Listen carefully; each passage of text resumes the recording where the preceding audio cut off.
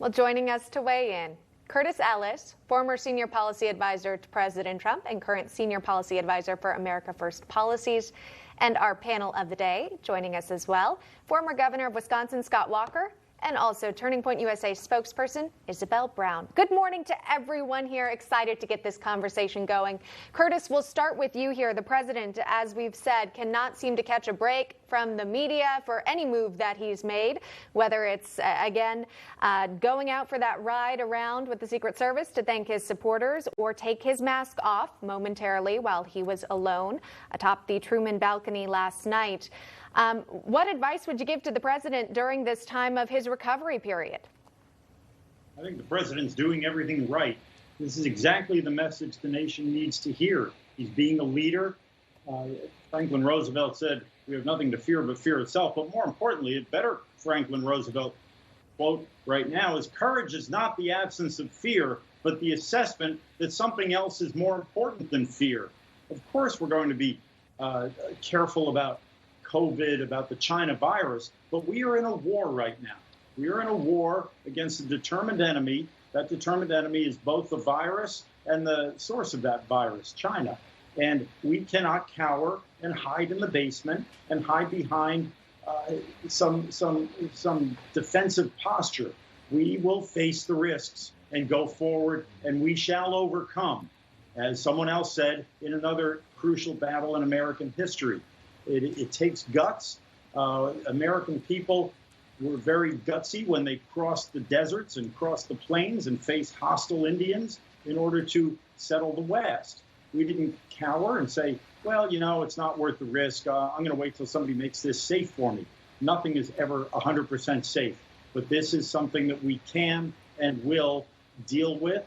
The president has made the greatest statement ever here in his presidency. He raised the stakes once again.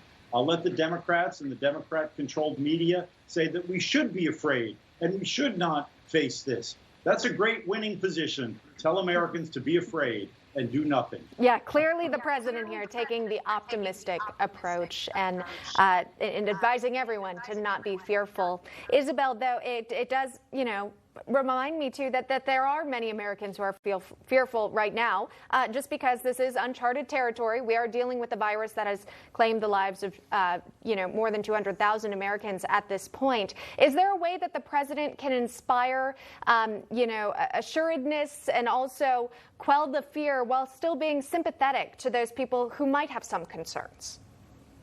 Absolutely. And I think President Trump is truly doing just that as he navigates dealing with this virus on his own, as we're seeing him doing that this week. What's so interesting to think about is this uncharted territory piece. This is a virus that we haven't really dealt with in the past in global history. And so we're trying to figure out how to best navigate that to help assuage people's fears, but also to help them feel empowered, to help them feel like they can get through this disease and that our country can return to normal, even if right now that does look like a new normal. And that takes strong leadership at the end of the day. I'm loving what I'm seeing from the president in terms of his confidence in getting through the virus himself and sharing that with the American people.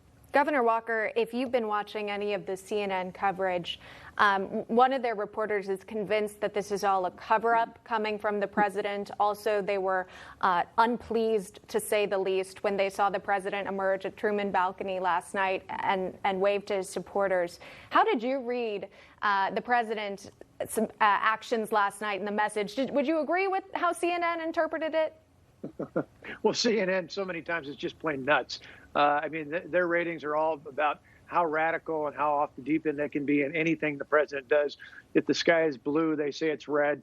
If it's night, they say it's morning. It's just they're not even worth talking about. But I do think it's important to see that the president is someone who's had perseverance. This is a guy who time and time again the media has counted out.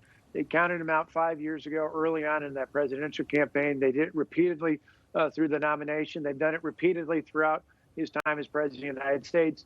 And I think his recovery, not just in terms of COVID, but just pushing back every one of these times. Vince Lombardi, the great Green Bay Packers coach, said the definition of a winner is someone who gets himself up one more time than they've been knocked down.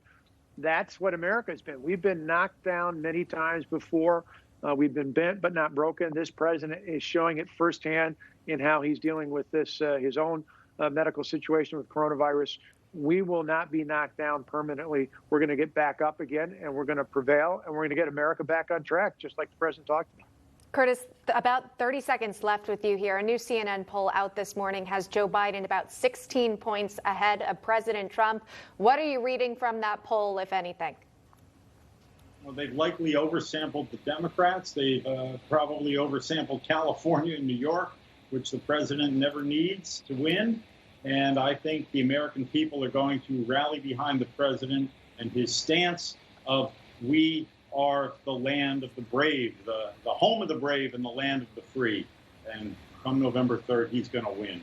All right, less than a month till Election Day. Time will tell. Curtis Ellis joining us live this morning. Curtis, thank you. Governor Scott Walker, Isabel Brown, stick around if you don't mind. A lot more to discuss.